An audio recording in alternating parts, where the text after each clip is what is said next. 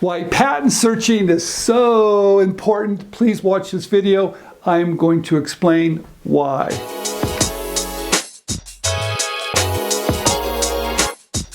Okay, why patent searching is so darn important. All right, you guys, I have to tell you this story, and I think you're going to really understand why I believe you need to do a little homework when you're going to start to file intellectual property, non-provisional patent applications, because it could get really expensive if you don't do this. Okay, I get this call, my office gets a call from the president of Procter & Gamble, Dirk Yeager. He saw my label innovation and called me out to his technical group to do a presentation. And I was so excited that someone saw my brilliance, and I love this invention I came up with, and I filed 2 patents on this invention. But before I filed it, I did a prior art search. I looked for prior patents to see if it was really a new idea. I used a third party. I did not use my patent attorneys. I used a third party for them to search to make sure there wasn't some prior art, some prior patents out there that might stop me from getting my patent. There you go. That's the reason why doing patent searching can be extremely beneficial. Okay, so I'm in Cincinnati at the technical group, and I do this presentation, and they slide this paper across the table for me, and they said, you know, Mr. Key, we're not going to pay you 1 penny for your invention. I've told this story a million times. I didn't really know what to do. I had this piece of paper with all these numbers. James is going to show it up on the screen again. And I went back after the meeting because they all got up and they walked out. That was it. You see, what they did is that they did their own prior art patent searching to see if my invention was truly new. I did it. I hired a third party, which I think you should do, and they didn't find anything because it's not easy to find everything. And they didn't find anything at all. So sure enough, I went ahead and filed 2 patents, and by my luck, you know, Procter & Gamble had found the prior patents on my invention. James put up the picture. That is exactly my idea. They found it.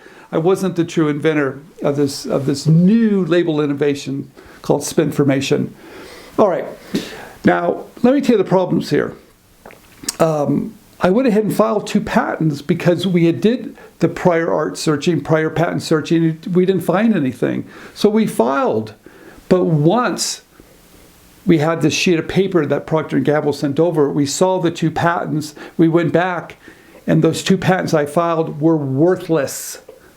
They were worthless. Now realize, if I had found that prior art maybe earlier, maybe that third party that was looking, maybe they had found it, it would have given me a chance to look at it before I filed my non-provisional patent applications. 2, it would have given me the opportunity to see, what did they file? What could I do differently? What could I learn from it? How could I make improvements? Or maybe not do anything at all. But without that information, I went ahead and spent 2 patent applications that were basically worthless. So I'm a big believer in doing some patent searching, especially when you're ready to file a non-provisional patent application, because that's when it's going to get real expensive. And the reason why you should do it, it's going to tell you where the roadblocks are ahead. Just like in the meeting, I would have known that. I would have probably maybe done a little bit more homework and filed better patents, maybe make improvements. I would have gone in this meeting maybe with a little bit of confidence, so when they found the prior art, I could talk about how I could overcome the prior art because I knew it existed, and I filed intellectual property on my point of difference. See, that's why patent searching, to me, can be extremely beneficial. Now, you have to realize, when I file a provisional patent application, at the very beginning, I might do a little bit of searching, not much, but I can tell you, the day I'm ready to really file a non-provisional patent application, I do believe it's worth your time and effort to find a third party, not your patent attorney or patent agent, but a third party, an independent third party, to do some searching for you. you have to realize you're not going to find everything. It's almost impossible. That's why I want you to do some searching yourself, and you can learn how to do it. I definitely want you to do do a Google shopping search, a Google image search to see if there's similar ideas out there, and do that patent search. The reason why, you guys, let me tell you the biggest reason why. Of course, you want to file an application, a non-provisional patent application that has a chance to get through the patent system, because the last thing you want to do is a patent examiner to get that application and not find the prior art. Could you imagine them finding the prior art and going, hey, this patent's no good? Talk about expense and time and effort. It's just a waste of time. So I do believe it's not that expensive when you're ready. I think it's like $1,000, maybe a little bit more. They're not going to find everything. I understand that. I do. But it's going to give you maybe the advantage to look out ahead, see what other people have done, so you can kind of work around it if you have to. Now, you have to realize, I love prior art. There's always going to be prior art on everything. I get it. I also understand that if there is prior art, I read it and want to understand what is my point of difference, and that's what I file on. But let me tell you the biggest reason why you want to do patent searching, and no one's talking about this. And I'm going to give you great business advice here. The reason why, when you're working with the company, if you're trying to license an idea and they like it, eventually they're going to want to see your application.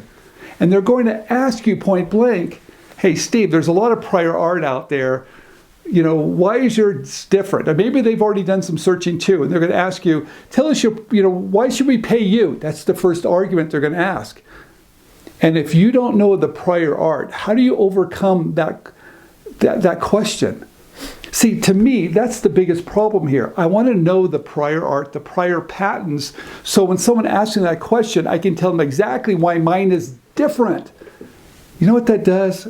I've turned a bad situation into a great one now, because I can talk about my point of difference. I can talk about the prior art.